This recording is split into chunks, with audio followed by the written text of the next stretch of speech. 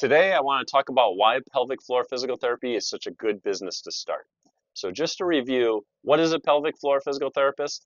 It's a therapist that assesses and treats muscles that support the pelvic floor using education, manual therapy, biofeedback, and exercise to treat conditions like urinary incontinence, bowel incontinence and constipation, sexual related pelvic pain, pregnancy and postpartum patients for things like uterine organ prolapse and rectus diastasis or lower back pain, and also post-surgical patients who have had gynecological or prostate surgeries.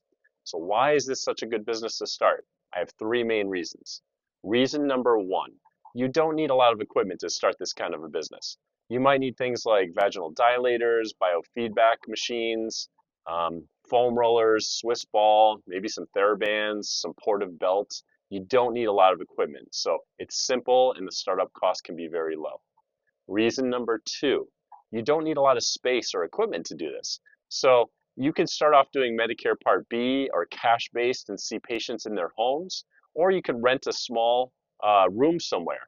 I would start by go and visit your local OBGYNs and urologists, see if they have any space that they're not using a lot of, and you can just try to find that shared space and pay them rent. Or maybe they close up shop early and you can rent the space in the evenings or weekends. So that, once again, can keep it very simple and have a low startup cost.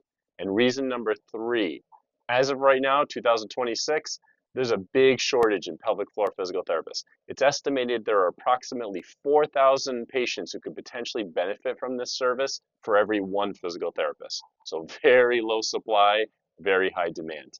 And also, it's estimated between now and 2030 that the demand is going to rise by approximately 35%. So that's huge. So three main reasons why this is a simple and easy and lucrative business to start.